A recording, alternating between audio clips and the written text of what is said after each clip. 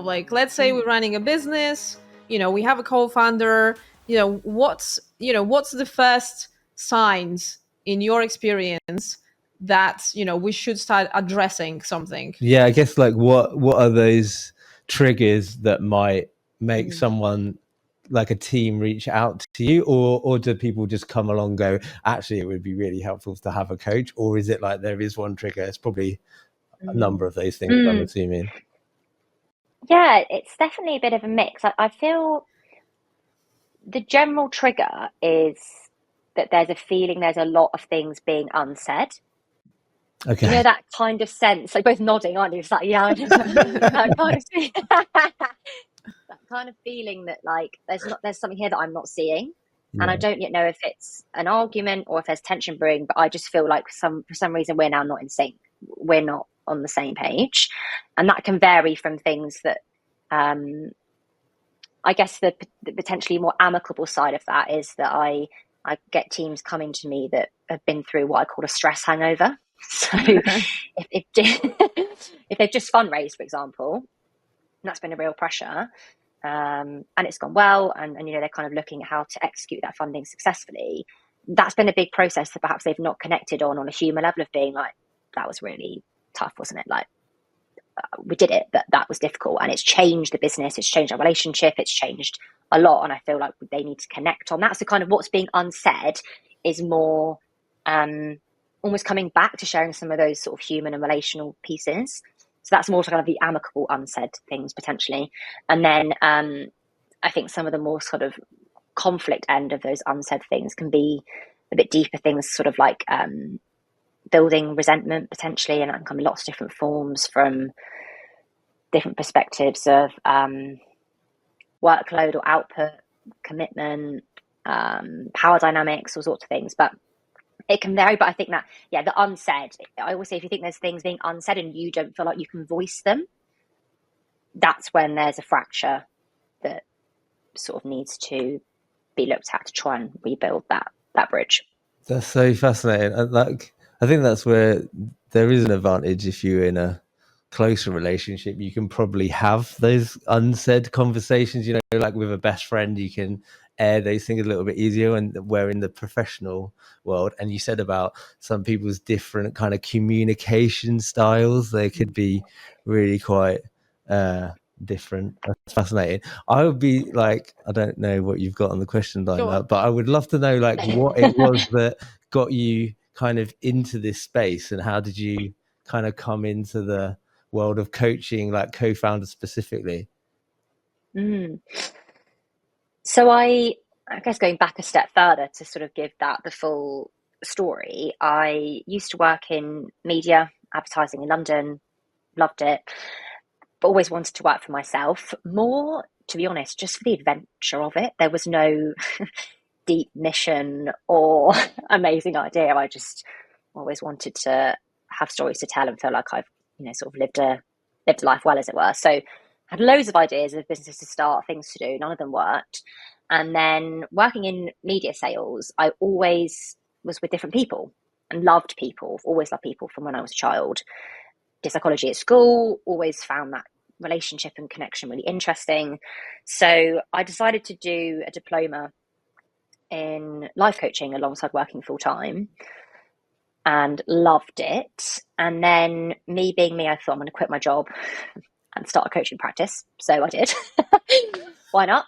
And it started really broad. So I did people that wanted coaching for kind of health, lifestyle, sort of career goals, business goals. I intentionally wanted a real mix to see what am I most drawn to and where could I potentially have most impact. And then I actually, about sort of 3 or 4 months in, it wasn't very long, I actually felt quite lonely.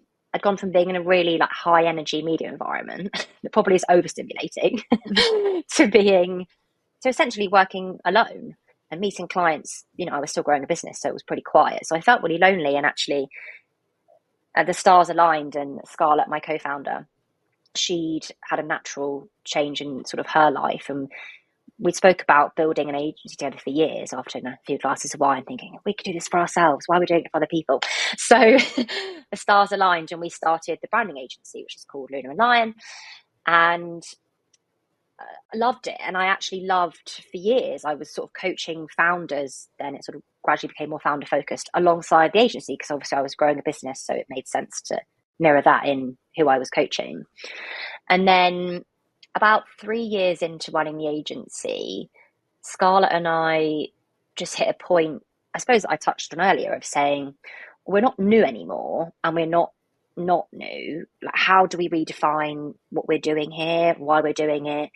We'd also both gone through the pandemic, breakups, babies, house moves, the whole, loads of life changes that actually we hadn't really reflected in our partnership and how we wanted to show up and why we wanted to build the business. So we tried to have a few conversations of how to reconcile that vision and I guess get a new motivation for what we were doing.